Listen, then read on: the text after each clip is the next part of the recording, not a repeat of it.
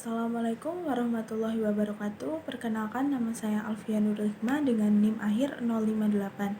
Di sini saya akan menjelaskan psikologi kepribadian dengan tokoh Henry Murray, yaitu dengan teorinya personologi. Nah, Murray merupakan seorang tokoh psikologi kepribadian yang berada pada jalur psikoanalisis Freud.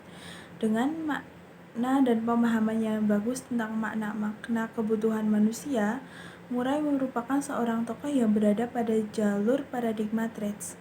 Nah, menurut Murray, manusia merupakan satu kesatuan dengan kepribadiannya. Nah, menurut Murray, bahwa manusia itu dipahami atau dalam memahami seseorang itu dipahami secara personal.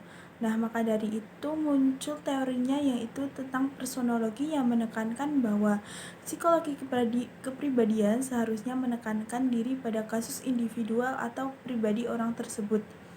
Nah, selain itu, menurut Murray, bahwa kepribadian adalah abstraksi yang dirumuskan oleh teoritis dan bukan semata-mata deskripsi tingkah laku orang, karena rumusan itu didasarkan pada tingkah laku yang dapat diobservasi dan faktor-faktor yang dapat disimpulkan dari observasi itu. Nah, jadi bisa dilihat bahwa menurut Murray itu sendiri, bahwa sebuah kepribadian bagi seseorang itu didasarkan pada observasi-observasi yang bisa dilakukan dan dapat disimpulkan. Nah, menurut prinsip-prinsip pokok teori kepribadian Murray itu sendiri ada 3. Yang pertama adalah proses psikologis bergantung pada proses fisiologis. Nah, menurut Murray, dalam proses ini ada ketergantungan atau keterkaitan yang kuat antara psikologis dengan fisik, yaitu otak. Nah, menurut Murray, bahwa ada keterkaitan yang erat antara faktor-faktor psikologis dengan saraf-saraf pusat yang ada di otak.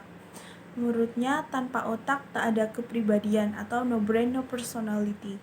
Yang kedua adalah prinsip mencakup semua hal atau all-embracing principle. Nah, kepribadian ini menurutnya adalah konsep yang dapat menjelaskan semua fenomena tingkah laku. Kepuasan itu diperoleh dari melakukan aktivitas, proses mengurangi tegangan atau mengubah tingkat kebutuhan tegangan atau need-induced tension. Nah, yang ketiga adalah organisasi longitudinal, beranggapan bahwa ada pusat yang organisir dan mengatur proses dalam diri individu.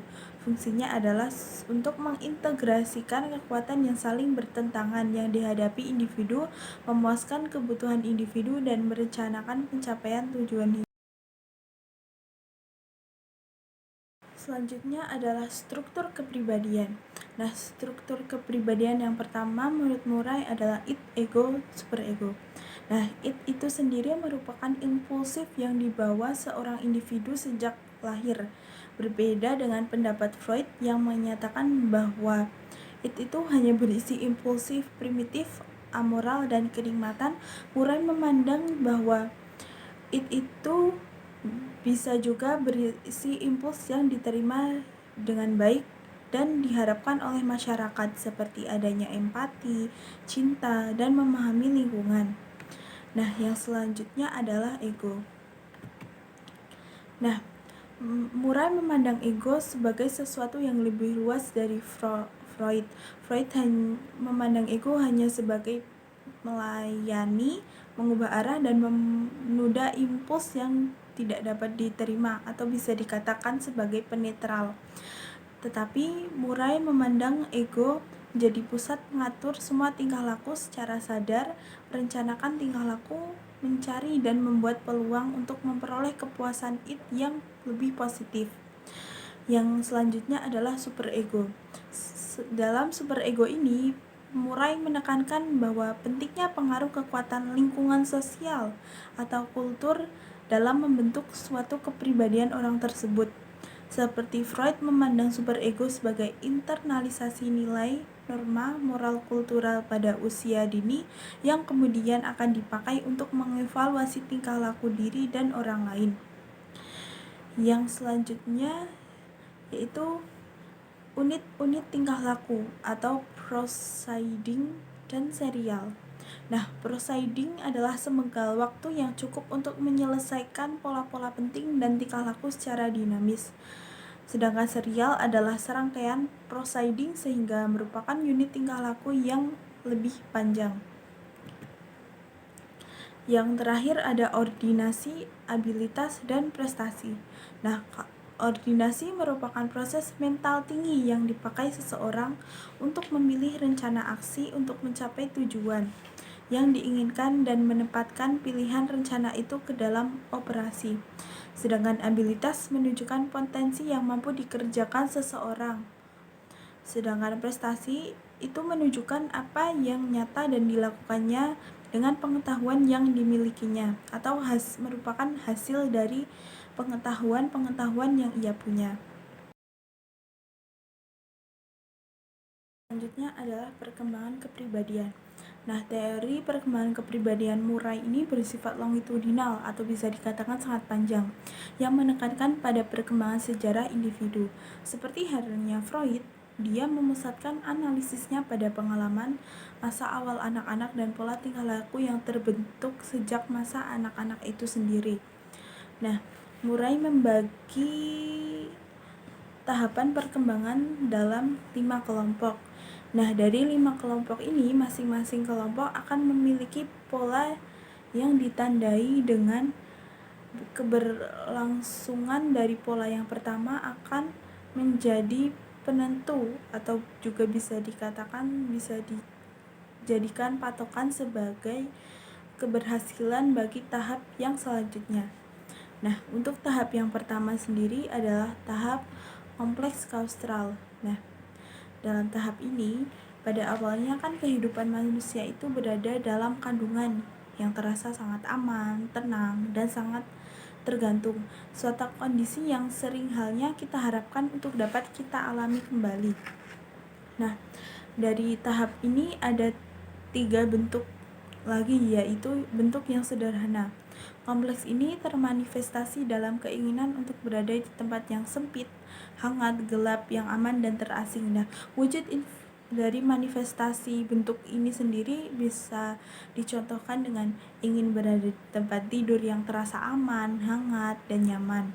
Juga ingin berada pada ruangan yang kedap suara yang tidak menimbulkan suara-suara berisik yang nantinya akan mengganggu individu tersebut. Yang selanjutnya adalah bentuk kompleks juga dapat berpusat pada perasaan tak berdaya dan perasaan tidak mendapat bantuan dalam kandungan. Nah, wujud manifestasi dari kompleks ini bisa terwujud dengan adanya ketakutan, yaitu seperti ketakutan saat jatuh, ketakutan ada bencana alam, ketakutan berada pada tempat-tempat yang berbahaya atau yang tempat-tempat yang sekiranya dapat memicu perasaan ketidaknyamanan seorang individu tersebut.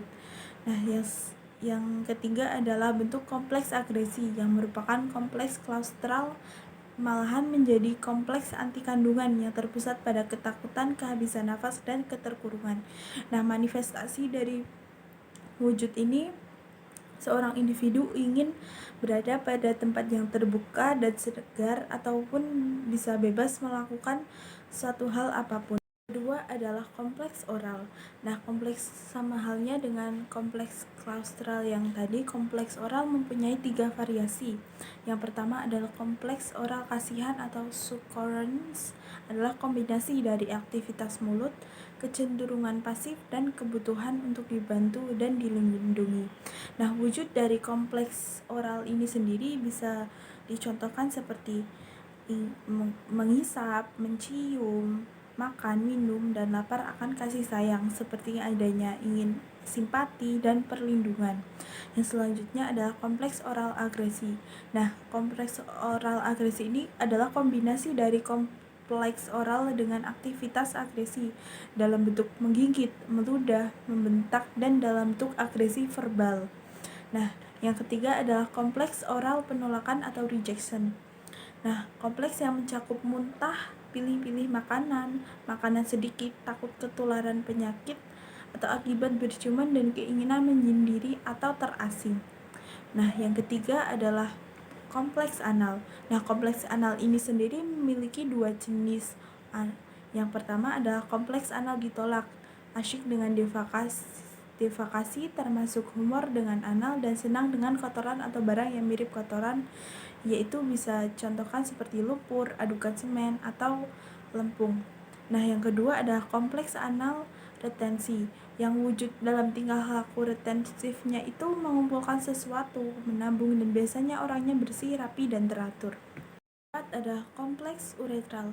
Nah, kompleks ini berhubungan dengan ambisi yang berlebihan, kerusakan sistem self, ngompolan, dan sangat mencintai diri sendiri. Nah, kecenderungan dari orang-orang atau dalam kompleks uretral sendiri adalah bertujuan terlalu tinggi. Mimpinya itu menjadi berserakan karena kegagalannya. Nah, yang terakhir yaitu yang kelima adalah kompleks kastarsi. Nah, dalam kompleks ini adanya fantasi. Penis mungkin akan dipotong. Nah, ketakutan kastarsi itu akan berkembang dari masturbasi di usia anak-anak yang dibarengi dengan hukuman-hukuman dari orang tua. Dengan berbagai teori-teorinya yang sangat bisa dibilang sangat bagus, Henry Murray sendiri juga mengembangkan sebuah tes yaitu TAT atau bisa disingkat dengan Thematic Apperception Test. Nah, TAT ini dikembangkan oleh Christina Morgan dan Murray yang berdasar pada fakta ketika orang itu menginterpretasi situasi sosialnya. Nah, TAT ini bisa dilihat bentuknya seperti seperangkat gambar yang ambigu dan disusun untuk merangsang imajinasi pengamatnya dan menangkap daerah yang motivasinya spesifik serta mendeteksi peluang-peluang konflik yang mungkin muncul pada kepribadian individu tersebut.